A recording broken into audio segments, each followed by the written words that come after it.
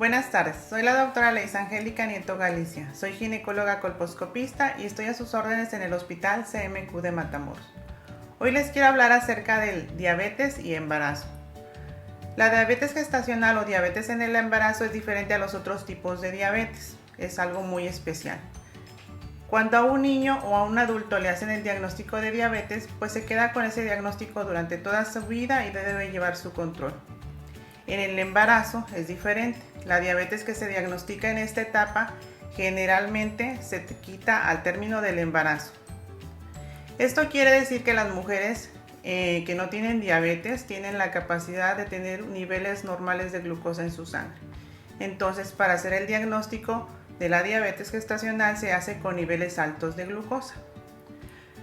La diabetes gestacional va a afectar tanto al bebé como a la mamá.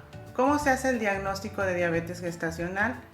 Se hace a través de un reto de glucosa que se llama curva de tolerancia a la glucosa. ¿A quiénes se les hace? A todas las pacientes que están embarazadas, salvo aquellas que ya tenían el diagnóstico de diabetes mellitus antes del embarazo, pues ellas ya deben de llevar para ese entonces su tratamiento adecuado.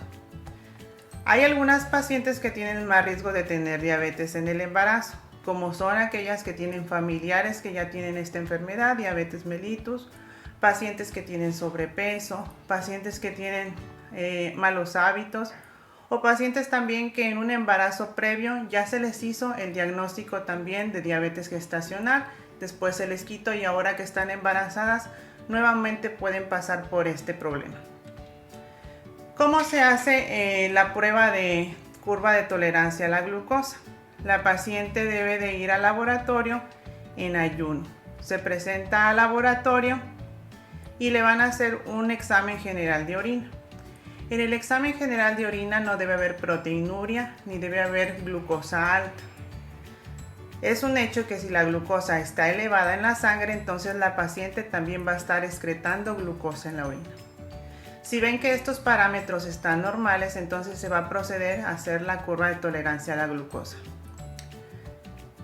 Se toma una muestra de sangre a la paciente, un piquete de una aguja, lo típico que cuando vamos al laboratorio a hacernos análisis, y entonces le van a hacer la determinación de su nivel de glucosa. Este debe estar por abajo de 95 miligramos por decilitro. Posteriormente a la paciente le van a dar una solución que contiene glucosa, que son 75 gramos de glucosa. Algunas pacientes me preguntan, doctora, es muy dulce, es mucha glucosa. No es más que comerse unas galletas. Entonces no nos debemos de preocupar por si esa cantidad de glucosa fuera mucho.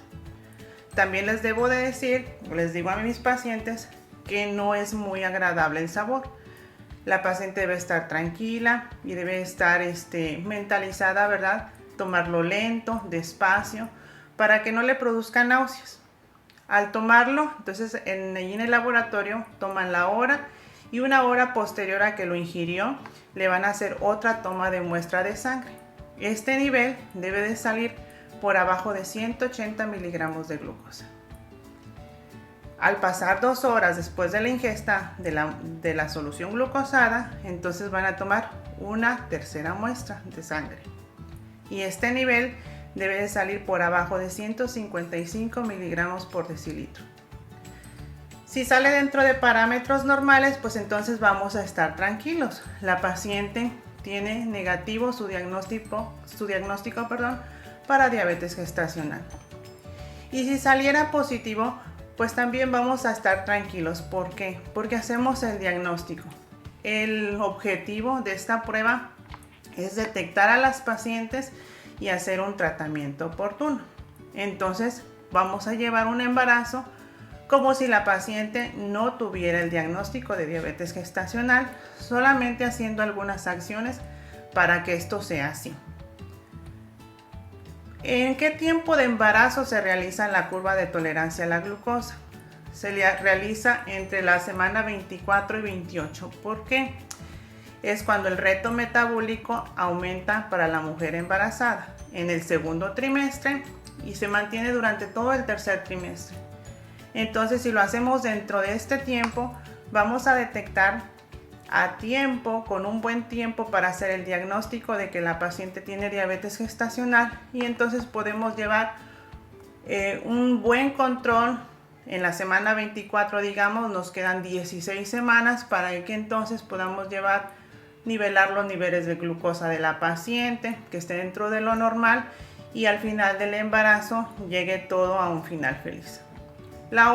Si lo hacemos muy tardíamente, entonces tenemos o perdemos más bien tiempo para controlar esos niveles. Recuerden que la diabetes solamente dura durante el embarazo, y entonces el objetivo es que el bebé y la mamá no estén sometidos a los efectos negativos de la diabetes gestacional. Entonces no tengamos miedo de hacer este examen, hay que hacerlo en todas las pacientes embarazadas. ¿Cuál es el tratamiento? La mayoría de las pacientes se van a controlar solamente con dieta. Se recomienda que lleven un control nutricional con un profesional, y entonces nosotros vigilamos este control.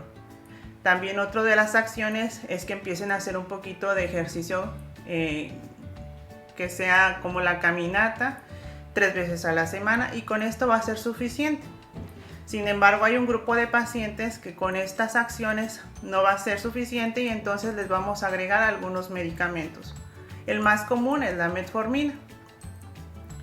Las menos de las pacientes van a requerir tener control con insulina, y entonces aquí nosotros vamos a ir ajustando el tratamiento de modo que todo el embarazo ellas tengan niveles de glucosa como si no tuvieran diabetes gestacional.